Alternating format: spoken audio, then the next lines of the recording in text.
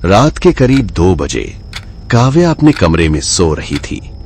बाहर का सन्नाटा ऐसा लग रहा था जैसे पूरी दुनिया किसी अजीब संगीत में डूबी हुई हो। तभी अचानक उसका फोन बज उठा। स्क्रीन पर नाम चमक रहा था, माया। माया उसकी सबसे करीबी दोस्त थी। काव्या घबरा कर उठी और फोन कान से लगाया। उसकी नजर घड़ी पर पड़ी तो रात के ठीक 2 बज रहे थे। काव्या ने चिंतित होकर पूछा, क्या हुआ? दूसरी तरफ से माया की आवाज आई कि उसकी मां की तबीयत बहुत खराब है और वो तुरंत घर आ जाए। काव्या बिना कुछ सोचे जल्दी से उठी, कार की चाबी उठाई और सीधे माया के घर की तरफ निकल पड़ी। सड़कें पूरी तरह सुनसान थीं। कार की हेडलाइट्स अंधेरे को काटती हुई आगे बढ़ रही थीं। तभी एक सुनसान मोड़ पर काव्या को सड़क के किनारे कोई आकृति दिखी। एक औरत सड़क के बीचों बीच बैठी थी और सिर झुकाकर रो रही थी। काव्या ने तुरंत ब्रेक लगाया, कार रोकी और उस औरत के पास गई।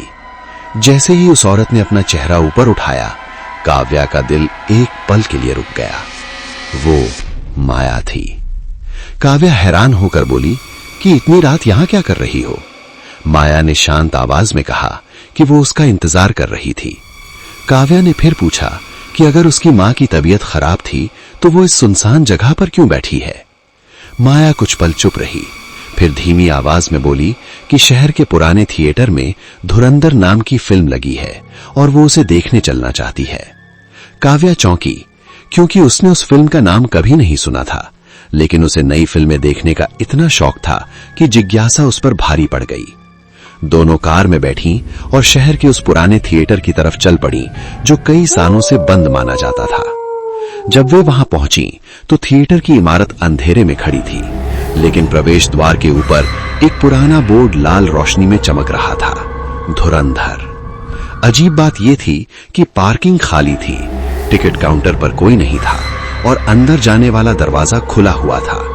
काउंटर पर सिर्फ 2 टिकट रखे थे, जैसे किसी को पहले से पता हो कि वे दोनों आने वाली हैं। दोनों हॉल के अंदर पहुंची। स्क्रीन पर फिल्म शुरू हो चुकी थी। फिल्म का पहला दृश्य देखकर काव्या के चेहरे का रंग बदल गया। स्क्रीन पर एक लड़की दिखाई दे रही थी जो अपने कमरे में सो रही है। अचानक उसका फोन बजता है और स्क्रीन पर नाम चमकता है, माया। काव्या को लगा जैसे किसी ने उसके दिमाग की अंदर की कहानी चुरा ली हो। उसने माया की तरफ देखा, लेकिन माया की नजरें स्क्रीन पर ही टिकी थीं। फिल्म आगे बढ़ी और वही दृश्य दिखा जिसमें लड़की कार में बैठकर निकलती है, फिर सड़क के किनारे बैठी एक लड़की को देखती है। जब स्क्रीन पर बैठी लड़की ने अपना चेहरा ऊपर उठाया तो वो भी माया ही थी। काव्या का दिल तेज धड़कने लगा। उसने सोचा शायद ये कोई अजीब संयोग है, लेकिन कहानी बिल्कुल उसी तरह आगे बढ़ रही थी जैसे उनकी अपनी रात चल रही थी। स्क्रीन पर दिखाया गया कि दोनों लड़कियां थिएटर में पहुंचती हैं और फिल्म देखने बैठती हैं। अब फिल्म के अंदर की फिल्म शुरू हुई। उसमें एक पुराना कमरा दिखा जिसमें दीवारों पर सैकड़ों पोस्टर लगे थे। हर पोस्टर पर अलग अलग लोगों की तस्वीर थी, लेकिन फिल्म का नाम हर जगह एक ही था, धुरंधर। फिर स्क्रीन पर एक आदमी आया जिसकी आंखों में अजीब चमक थी। उसने कैमरे की तरफ देखते हुए कहा कि ये फिल्म कभी खत्म नहीं होती, क्योंकि इसकी कहानी दर्शकों से बनती है। जो भी इसे देखने आता है उसकी जिंदगी अगली कहानी बन जाती है। काव्या का दिल बैठने लगा। तभी स्क्रीन पर दिखाया गया कि थिएटर की सीटों में बैठी लड़की धीरे धीरे स्क्रीन के अंदर खींचती लगती है। इस दृश्य में लड़की का चेहरा साफ दिखाई देता है। वो काव्या थी। काव्या घबराकर उठने लगी, लेकिन माया ने उसका हाथ पकड़ लिया और कहा कि फिल्म अभी खत्म नहीं हुई। स्क्रीन पर अब आखिरी कमरा दिखाया गया। वहां एक खाली फ्रेम लगा था। उस फ्रेम के नीचे लिखा था, नेक्स्ट फेज। तभी वो अजीब आदमी फ्रेम के पास गया और मुस्कुराते हुए उसमें एक तस्वीर लगा दी।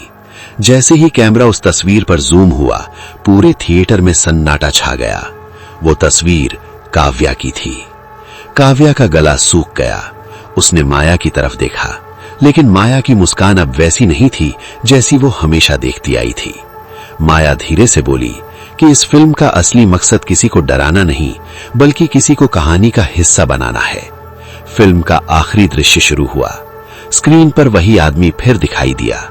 इस बार वो सीधे कैमरे के सामने आकर बोला, हर नई कहानी शुरू होने से पहले एक पुरानी कहानी खत्म होती है। और आज की कहानी खत्म हो चुकी है। स्क्रीन पर अचानक थिएटर का लाइव दृश्य दिखाई देने लगा। कैमरा सीटों की तरफ घूमता हुआ सीधे D13 पर आकर रुक गया, जहां काव्या बैठी थी। अब काव्या समझ चुकी थी कि ये फिल्म पहले से रिकॉर्ड नहीं थी, ये उसी वक्त बन रही थी। उसने घबराकर हॉल के बाहर जाने की कोशिश की, लेकिन स्क्रीन पर अचानक आखिरी शब्द उभर आए। अगली कहानी शुरू हो चुकी है, क्योंकि इस फिल्म को देखने वाला अगला दर्शक थिएटर के दरवाजे पर खड़ा है। काव्या की नजर धीरे धीरे थिएटर के दरवाजे की तरफ गई, क्योंकि दरवाजा सच में खुल चुका था और वहां कोई खड़ा था। लेकिन असली डरावनी बात अभी बाकी थी, क्योंकि जैसे ही रोशनी थोड़ी बढ़ी, काव्या ने देखा कि दरवाजे पर खड़ा इंसान कोई और नहीं, बल्कि खुद काव्या थी। अब सवाल ये है कि अगर थिएटर के अंदर बैठी काव्या असली थी, तो दरवाजे पर खड़ी वही दूसरी काव्या आखिर कौन थी और असली कहानी किसकी शुरू होने वाली थी?